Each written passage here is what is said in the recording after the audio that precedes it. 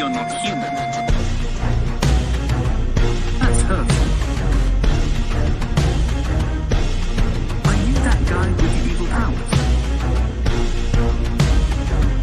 I think everyone has dark urges. It's kind of my thing. Welcome, adventurers, to a special episode of the He Who Writes with Monsters podcast. I'm D. Allen. And I'm Donnie B. All right, so today we decided we want to have a little fun and kind of go offbeat a little bit and just talk about the economics of Palimustis and, the towns surrounding Greenstone.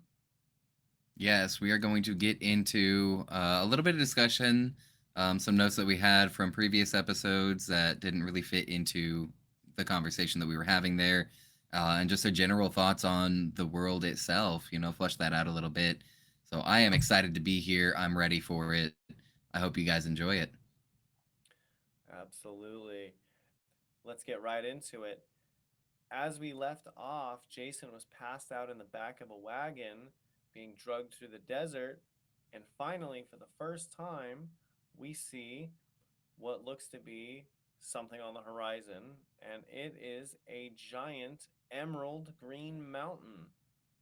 And I learned recently on my read through that that mountain is not made of emerald, it's made of marble. But I guess I'll just still drop a fact, because when it was mentioned that it was green, like a green stone mountain, my mind immediately went to like ruby, sapphire, and emerald are three things that are marketed in different ways, and they seem like these unique, interesting, exotic things. They are literally all the same mineral with different impurities making them different colors. That mineral is corundum. Still a very cool, hard, gemstone. That's really interesting. When I first heard the greenstone being described, the green marble, I thought of like a really deep green blue, almost like an emerald turquoise kind of, like moss that you would see growing on rocks in the bottom of the earth. And I think after, this is a common thing, I think after this part of the book, it's usually just referred to as greenstone.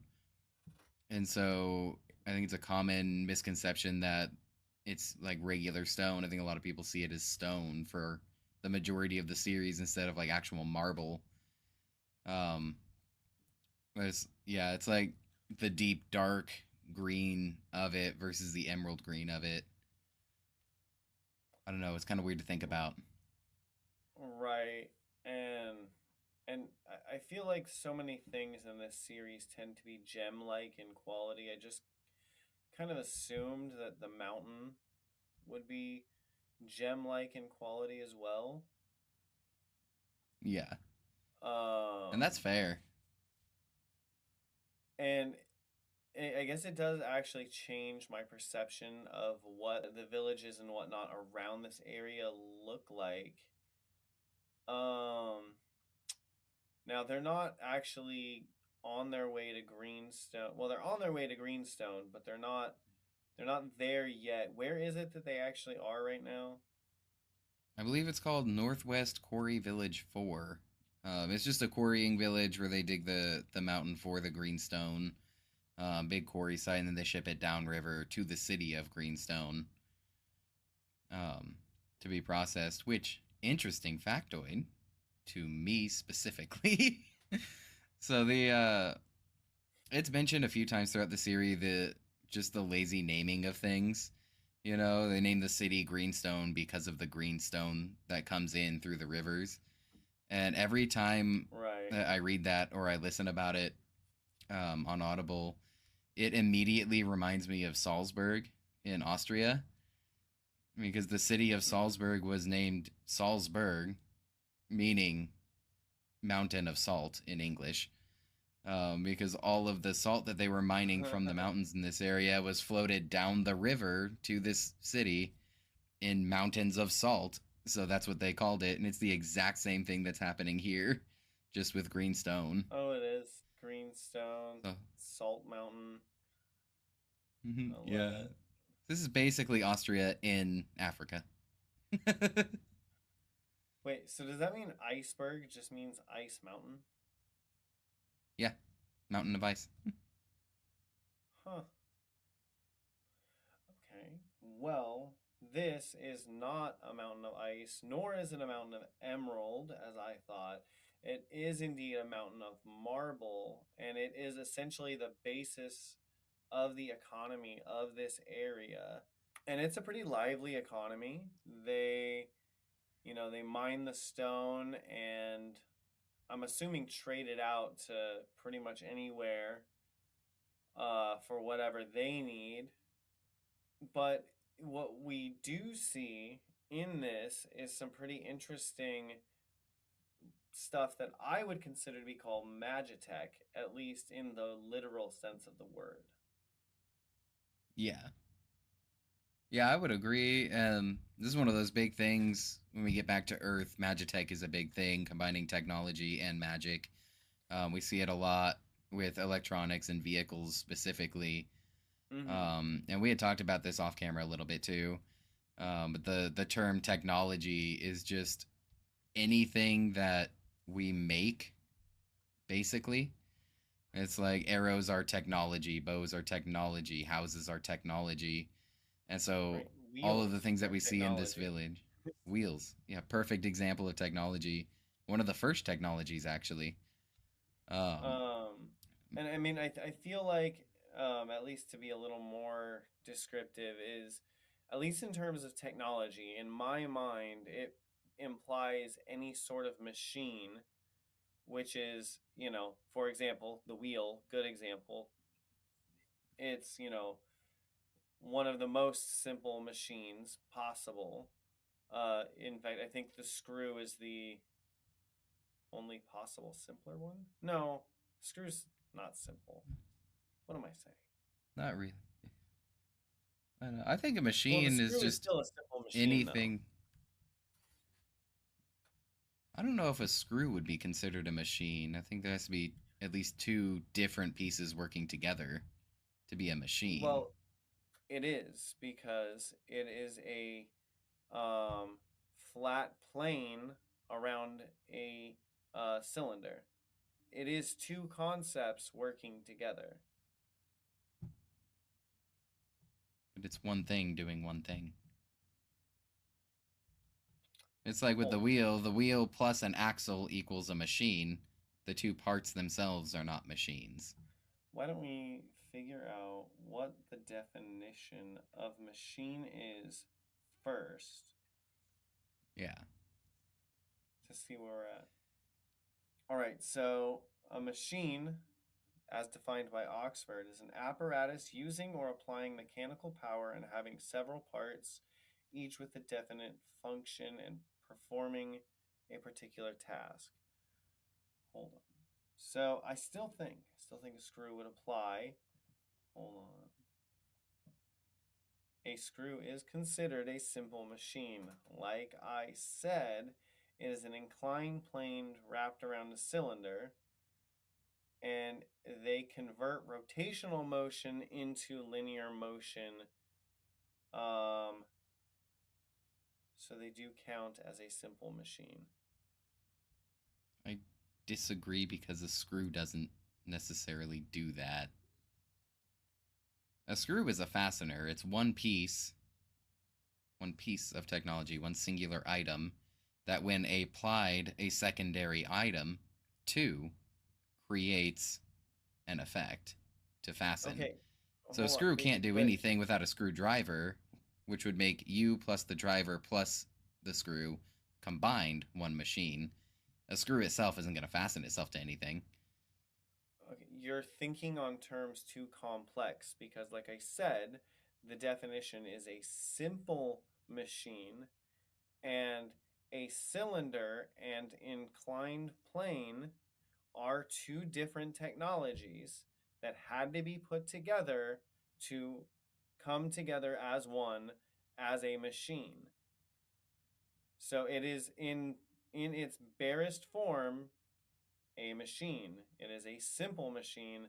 I learned this in high school physics class or science, geometry, math, education, dinosaurs.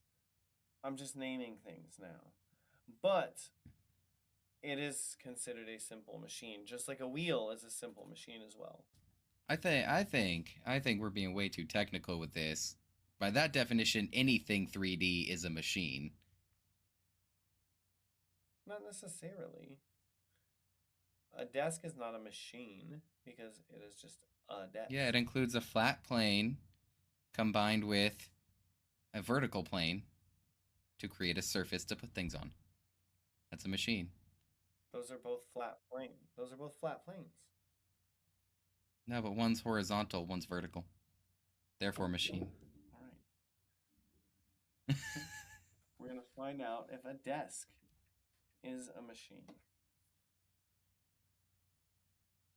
A desk is not considered a machine. Why? Machines involve motion and energy transfer to achieve a specific outcome. Okay, but a screw doesn't have motion or energy transferred until a secondary object is applied to it. Okay, Much as I would argue a wheel is not a machine until there's an axle. Okay, but it specifically transfers energy. That is what it does. That's just one piece of it. No, but the thing Oxford said there has to be several pieces. A machine is typically defined as a device that changes the direction or magnitude of a force to perform work. So, according to who? Where'd you get that one from? Oxford. Oh, okay. Also, the Greek origin of the word machine is mechos, which means contrivance. So a screw is a contrived object of a helical, of a cylinder and an inclined plane. We spent way too much time arguing about this. I don't give a fuck. A screw is a machine. I disagree, but we'll just leave it at that. Fine. Either way, point being, we can get real pedantic about what technology even is.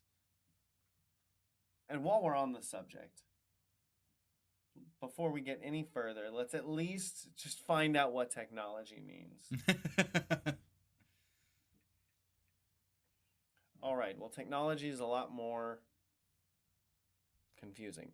But basically, it is the application of scientific knowledge for practical purposes. And its root words come from art and craft as well as knowledge. So knowledge of arts and crafts, which basically mean skills. Yes. There's a lot of different things can be considered technology. Yes, which is why I believe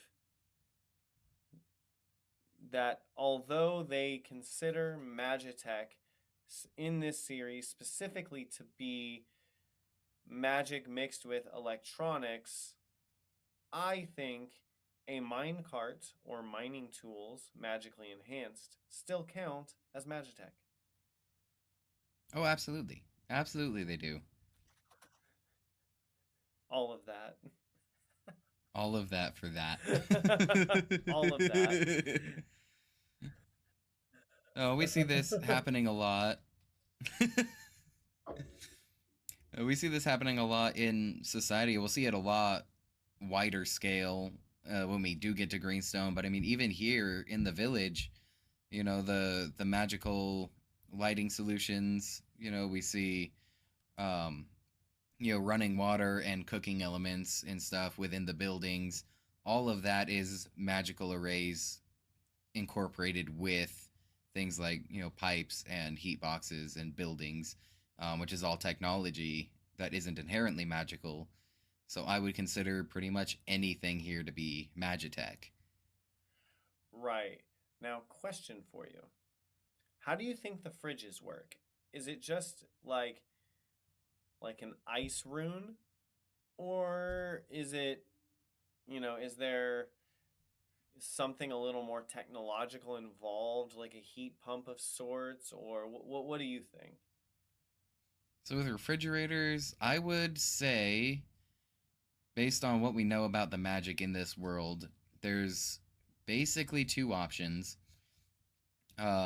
The first one being a ritual circle designed to create temperature changes, right? So like when we meet Clive, we'll have his combat rituals that can increase or decrease the temperature of something.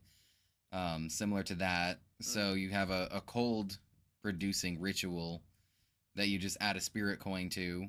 It could be as complex as a temperature decreasing ritual combined with either a wind or an ice or a water quintessence gem. Um, like we would see in like personal comfort devices like Jason's bracelet later on. He just has to add a water quintessence to it, so it's powered by quintessence instead of spirit coins. That makes Um, sense. so yeah, the easiest thing that I can think of would be just a temperature changing ritual combined with a wind quintessence that will create just a cold breeze within this box. So changing the entire ambient temperature of a box into a refrigerator. This absolutely implies that there are refrigerator techs, but basically just refrigerator ritual magician repair techs in Palimustus. Absolutely. And we do see this in this world. You know, there are people who make their living off of ritual arrays dedicated around these specific household rituals. People like basically plumbers that go around and just know the plumbing astral magic, the plumbing array magic, and can go in and install these Plumbing circles. astral And magic. yeah. Oh my god. Like flushing I the am the great shit to the astral void. being I love it. plumber. Yes. Maybe that's where it goes. Who knows? But yeah, But array yeah, they specialist. absolutely do have those. Yeah, and because we know from earlier that they would have to be custom made when that fridge is installed in the place to account for ambient magic conditions in the place. So the Hmm. installation of the fridge, or really any implement, has to be custom installed by that ritual magician, which I guess would imply more than likely a more homegrown feel to pretty much anything you buy in this town because, at least in terms of what I want to call Magitech, because if what they're doing is specialized, maybe this guy is like all he does is appliances. Like you go to Bob's Appliances and he and his team go out and install whatever appliance it may be with the proper ambient ritual magic, whatever it may be. And but it's just like the local guy who builds and installs the product. I can't imagine they don't. Well, I was gonna say I can't imagine them being super industrial, but we also see stuff like desert skimmer motorcycles and stuff. So I don't know. Where do you think their technology level really sits? Well, this is an interesting question that we can dive into.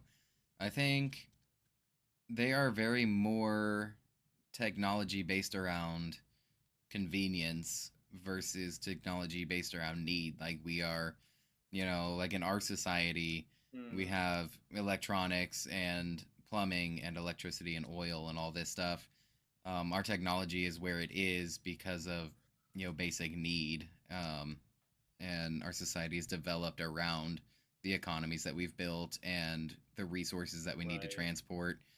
And I feel like this situation is similar to like we would see in Harry Potter. The wizarding world in Harry Potter is technologically still in like the Victorian era. They're still far behind, and I think this planet this society would be similar in age to, Earth, but their technology is so far behind simply because of magic. The magic does what they need it to do. They don't have the necessities to transport large amounts of resources or to build an economy based around fleeting resources.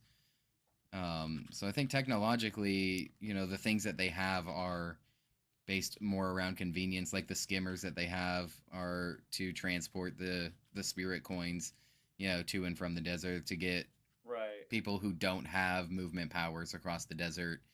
We see in bigger cities like Vitesse and Rimaros the massive flying machines that they have, and the huge storm accumulators and everything. Their technology is at a higher level because the magic is at a higher level, so they can do a lot more things with Magitech than a low magic zone like this can.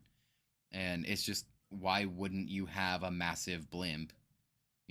Regardless of whether you need it or not. Right. Why not have it?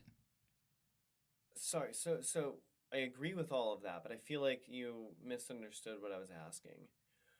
Um, what I was getting at is like on a literal economic and production level, what do you think like production of these things looks like in Palamustis? Like, are we looking at factories or are we looking at, artisans? Got you. So I think the majority of the things that we see are more artisan craftsman type things. The biggest operation, if you will, that we've seen in the series thus far is, the transport depot that we get to, I think, in book 10, when they're traveling to Uresh and they have the second team with them and they wanted to buy their own transport. So they go to a dealership, they take the water submarine to a shipping yard to disassemble. It's basically the same thing there. It's like a dealership, like a Ford factory, Hmm. where they mass produce these types of vehicles, but I don't think it's as flushed out as like assembly line. Let's build 1,000 of these right now. I think it's more like we've got 10 people working on 50 of these vehicles, and they're all building them together. So I think it's kind of in the middle, depending on where you are. In a place like Greenstone or like the Quarry Village here, I do think it's mostly artisan. We know all of the clothing depots that we see, the clothing stores and armor and weapons and all of that is going to be mostly artisan work. People train for years to do this stuff. So depending on what you're buying and where you're buying it, I think would determine the production process in terms of technology. I would say it's all pre-industrial. Right. And that's kind of, I don't know, like I said, I guess I go back and forth on it because it would make sense that it would be pre-industrial seemingly. Actually, now that I think about it, yeah, you're definitely right because you get like the diamond ranker who makes the cloud flasks and stuff. So, yeah, actually, given that society as a whole doesn't need something like cars or ships and stuff like that are probably way more luxurious and way more fine handcrafted in a way. It would be like if the whole world was selling nothing but Lamborghinis, you know what I mean? Right. I think a good uh, parallel to draw with our world would be, during the Victorian or the Renaissance eras, where, there was a little bit of mass production, there was a little bit of, goods trading throughout the whole world, but everything was still built by hand by people. You know, um, the best example I can think of here is we have these massive green stones being shipped downriver into the city that can be loaded on ships to be taken elsewhere in the world. They have a transportation system, but even in this area, they don't have the ability to just mass transport wood from a whole nother place of the world into where they need it for building purposes. So we're like right on the edge of mass transport and mass production, but not really necessary here. Yeah, yeah, yeah. And so I noticed here they mention that wood basically isn't really used much at all.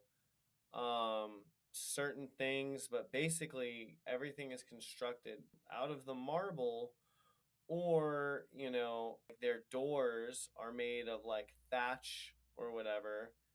And Mhm. the interesting thing observation he makes is that there's likely low crime in the area, given that large heavy doors didn't come about because we were scared of the cold. They came about because we were scared of the people, or scared of what's out Yeah. there. I find it funny though, is like, is there less crime because it's a closer knit community? Is there less crime because everything is handcrafted and everyone respects the craft and it's a more barter-esque society? Or is it just the fact that everybody's essence users and they could, you don't know whose door you might be opening? I think it's a combination of elements. In the Quarry Village, I think the majority of it is absolutely just because it's a small village where everybody knows everybody else and everybody's proud of their village and everything. It's harder to steal from somebody or to break into somebody's house when everybody knows whose house it is and everybody knows who's breaking into that house. We see this in Greenstone. There's a Right. whole entire section of the city that is devoted to criminal enterprises. There's it's a lot more of a thing in larger cities than it is in smaller areas like this. So I think that's the majority of it, and I do think a lot of it also comes from you don't know who may or may not have essences. And the guys with the Right. essences are usually the big bads. So if you have essences, you're not a criminal in this area. If you are a criminal, you don't want to mess with anybody that does have essences. Right. Yeah, yeah, yeah. And I think a lot of that has to do also with why they mention that there's no tourism really in Palimustis, because Palimustis as a whole is a lot more dangerous of a place. Going to somewhere like Rimaros, how, it might be beautiful, but you got to go through a lot of shit to get there. Vacationing destinations might not be as ideal in this kind of society, just given that there's just so much else going on. Like, who's got time for a vacation? The next monster surge might be coming. Right. I think that's the biggest difference between Palimpsest and Earth in terms of culture. Because you're absolutely right. The people who do go vacationing are often adventurers that are just out to see the world. Earth is, at least in our society and in the book series as well, tourism is very much a thing that anybody can just do. Anybody can just go and see a place for a couple weeks and then come back. But if you wanted to do that, Right. you wanted to just go from Greenstone to Rimaros for the weekend, you either have to find somebody that can portal you there, or you have to find an entire escort to get you through the high magic zone to get there, and then spend a lot of money when you're there. And so economically, it's just not a thing. The people who vacation are rich, so it's not very um, accessible to the lower class and the normal people who just need to run their farm. Right. And I mean, realistically, you might consider vacationing in this society to be something more akin to adventuring. You see Mhm. way later in the series, Amir Bahadir is a treasure hunter, but like through and through, he's just an adventurer. He's doing adventurer things. He's just doing them for his own gains. He's not doing quests on the board, but he's still an adventurer. And so that does bring up the question, if Jason coming from Earth to Palimustis, we mentioned several times in these chapters that, this place is just a perfect tourist destination and they can make a lot of money off of doing this. He goes touristing. Touristing? He goes touristing around. himself. When he goes up He to the goes on a mountain, walkabout. he does a little bit. Um, but like knowing what Jason knows about a tourist trade, if he wanted to, how successful do you think he would be at setting up like an entire tourism business in this world? So realistically, I think he absolutely could have done a whole host of different things with the powers that were available to him from like at this point. I mean, he absolutely could have literally become a shady merchant, Mm-hmm. sneaking through the shadows and doing all this, silly stuff. But yeah, I think he easily, could have chosen instead of adventuring, he could have chosen to find a vocation of sorts and not really have to worry because, at this point currently, he's got what, at least 10 gold coins. Mm-hmm. So he could literally buy half the village outright right now that he's in, Oh, 100%. you know? I think his biggest hindrance at this specific moment would be networking and connections. He doesn't know anybody, so he doesn't, he can't network and connect this anywhere with anything, Right. And I don't The think that old, would be too big of a challenge for him particular because we see in these chapters the team is going to this village in order to find the guy that set them up for an ambush, and he just kind of goes off and does his own thing in here. And by the next day he basically knows everybody in town. And so if he just kind of repeats that process through everywhere that he visits, already in the series. If he buckles down and does that on purpose, then I think a year he could set up a perfect tourist area in this area of the world and then expand from there. I don't think that would be too bad for him. that's true. And it's funny because his future power set, with like all of his portal abilities and whatnot, would actually be really apt for running a tourist business. Oh yeah.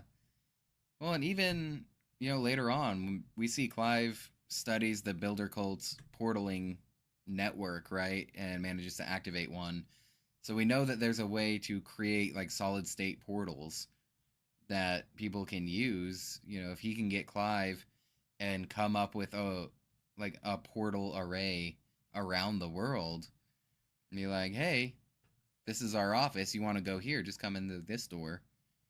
You know, give us X amount of money and we'll get you there, and just come back when you're ready. I kind of like the thought that this series will end seeing Jason doing something along those lines, becoming this all powerful person, but really just wanting to like chill and relax. Yeah. And, whenever this series does end, I think it'd be nice to see Jason just retire into like I'm just gonna run some tourist thing, or I'm gonna run a school, or Mm. something in honor of his friends or whatever. I'm gonna do this for a couple centuries. That'd be a Yeah. nice leaving off point for the series. I think so. Just the last thing we see is Jason giving a tour of this mountain. Right? I mean, it would be so fitting to Mm. bring it all back. Um, have him living in the manner that in the Vena state. That would be crazy. Dude, that'd be cool. I think that'd be really cool.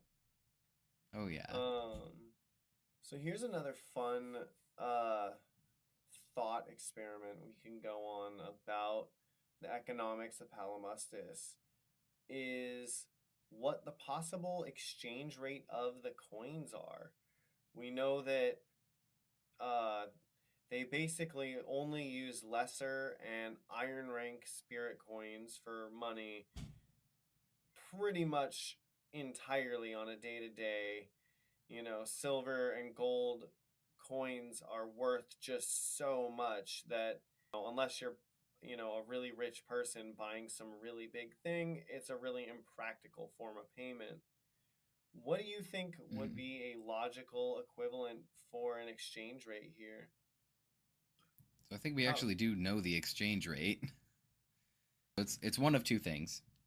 It's either 100 lesser spirit coins to an iron, and then 10 of each spirit coin in ascending order.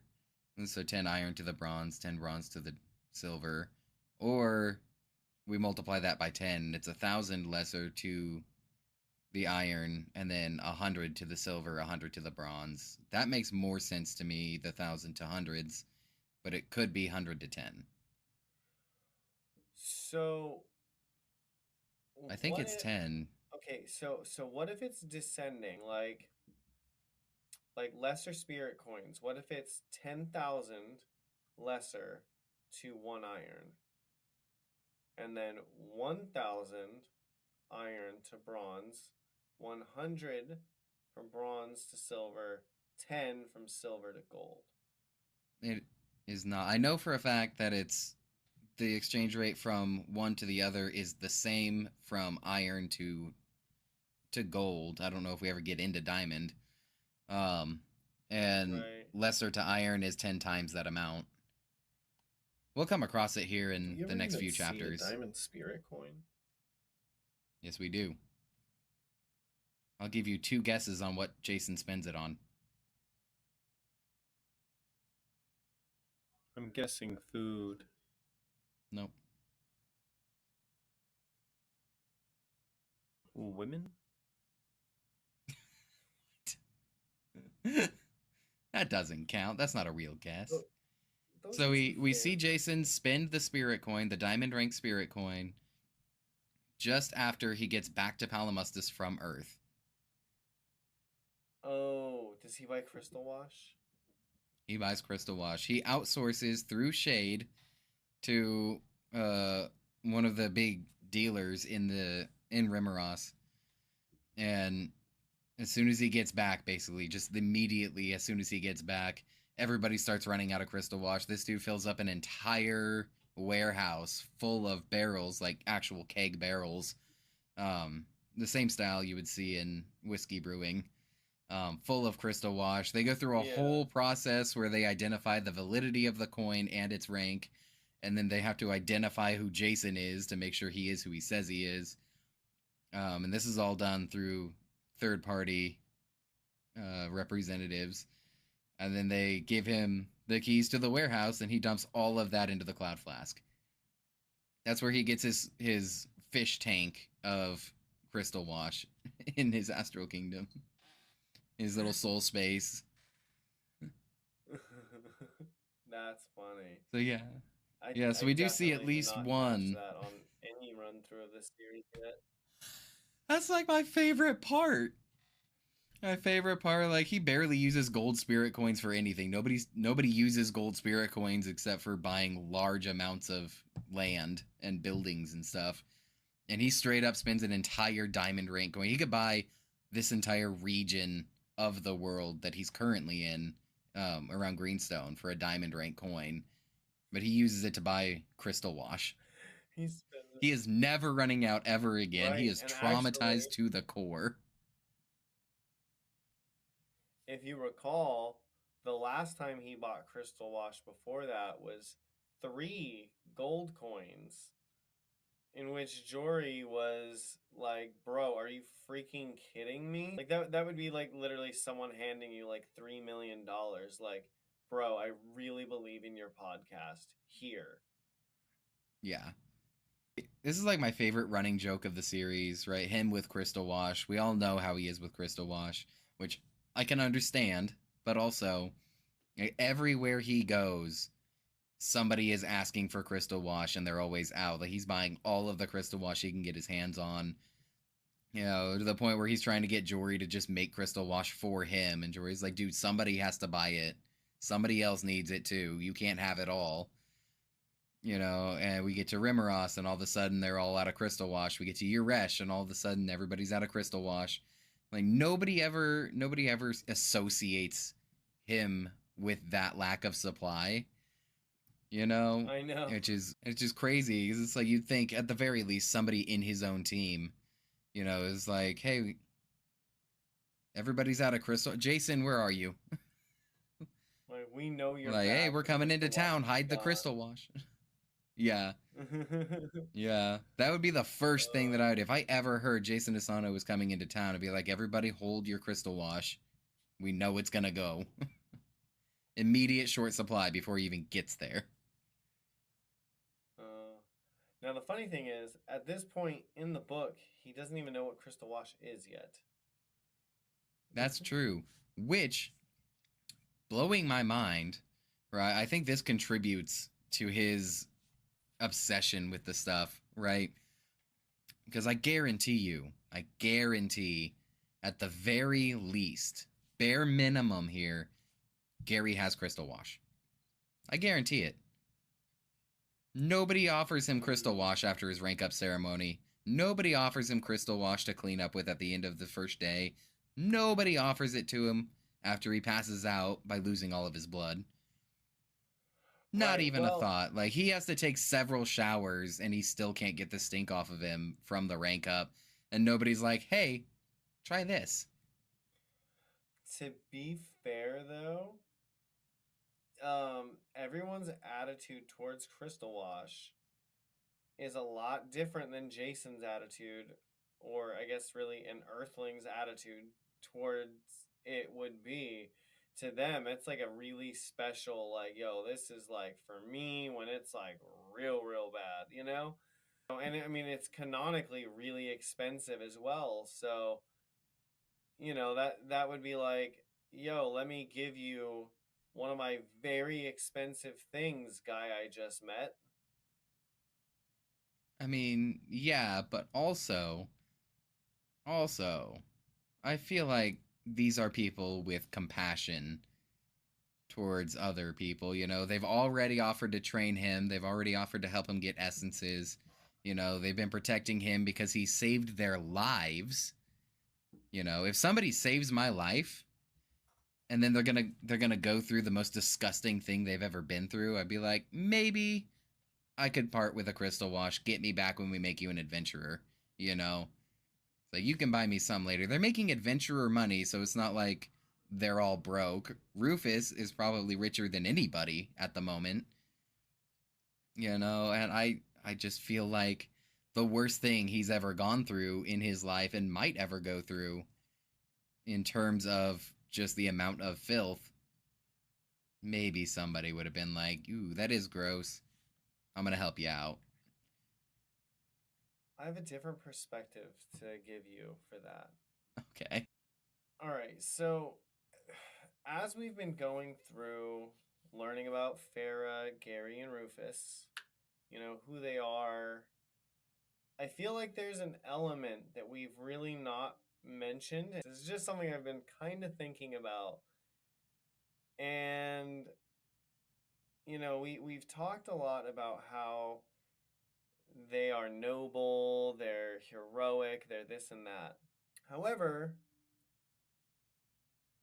when you see how they talk to each other, they're kind of rude to each other constantly, right? And we do get them described as athletes in a locker room at one point. And so I feel like, in a sense, we don't see a lot of it because Jason saves their lives and gets really close to them really quickly. So we don't really get to see the exterior them that they really showed everybody. But I'm under the impression that these three are actually kind of assholes. And, they very intentionally did not tell Jason he was even going to go through the rank up gross process. They stood around and laughed at him, actually, while he had gone through it. And then while complaining about how bad he stinks, they kind of just gave him shit about it. I kind of want to say that they're just a little bit mean spirited jocks. And a lot of their mean spiritedness gets washed over because he gets close to them by saving their lives. So yes and no. I see it as like the same. They're basically blue collar workers. They're gonna have a blue collar attitude towards each other, right? We're gonna be assholes to our buddies, because it's funny. It's all in love. We're doing this. It's basically just I love you, man, but I hate you at the same time type thing. It's all coming from a good Mm-hmm. place. Um, the not telling Jason about the end of the ritual and his rank up, I feel like was half this is going to be funny because he's our friend, and half we forgot he didn't know about that at the same time. But also, we see Rufus's speech to Jason. If we're talking about their interactions with normal people, with other people, um, I feel Mm-hmm. like they're going to be a lot more compassionate and straightforward. They're not going to be as much of the assholes that we see here towards normal rank people because they are there specifically to help and protect these people. We're not going to make fun of the dude at the general store because we're here to make sure that he is safe in his bed at night. We are here because he is more important. So they're not going to walk up and just be assholes to everybody, but the people they feel comfortable being assholes to. I feel like that's where it comes from. Rufus isn't going to go around and just start hitting people because it's funny. He's going to go around and make sure everybody's okay. I'll give you that. I was just trying to make a case for why they might not have given him Crystal Wash,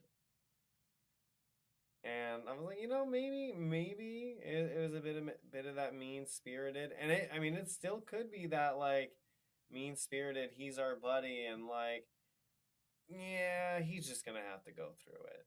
Like, I'm not gonna like I could, but it's expensive, and he'll be fine.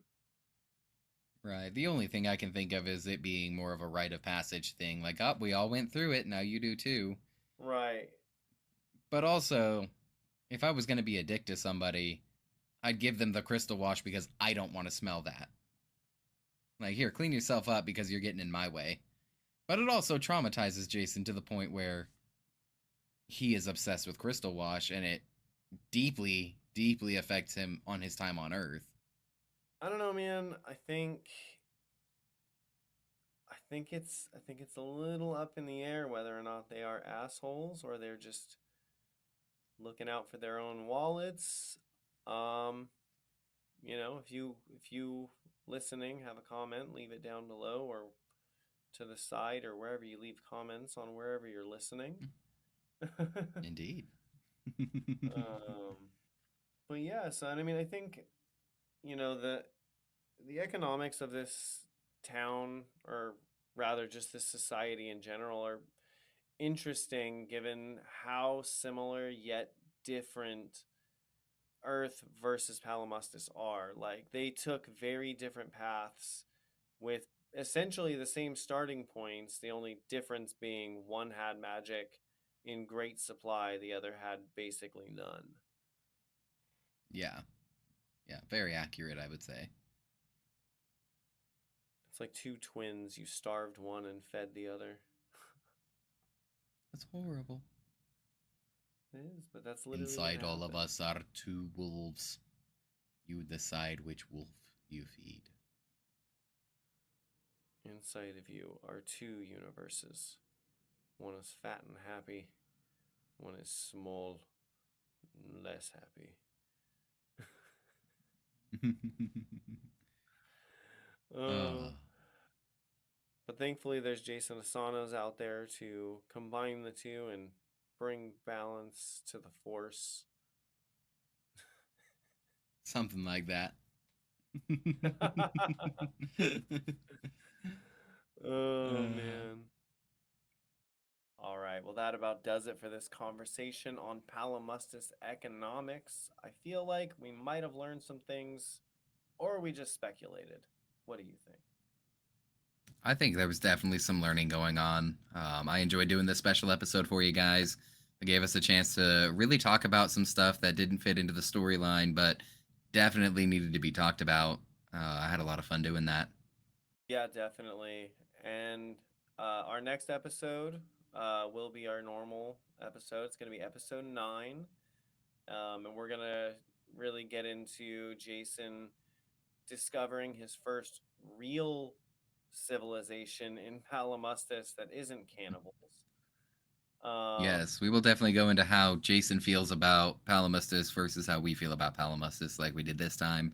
Find out where the story is going, and then deep dive into the actions taken. Yeah, absolutely. And we get some really charming descriptions of him meeting the townsfolk and interacting. And we just get to see Jason in his, really normal self element. And I got some cool stuff to talk about with that, about Jason and the common man. Yes, I do too, and I'm excited to get into it. So stay tuned next time, and we'll bring it to you. Absolutely. Well, till next time, I've been D. Allen. And I've been Donnie B. Make sure you check us out at HSXWM_podcast. You can find us on Facebook, on YouTube, Instagram, TikTok, and X, as well as the He Who Writes with Monsters podcast, wherever you get your podcasts. Yes.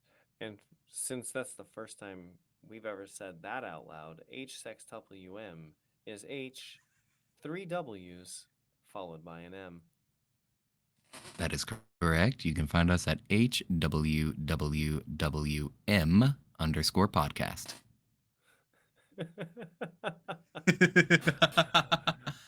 uh, All right, folks. Till next time, remember, fight monsters.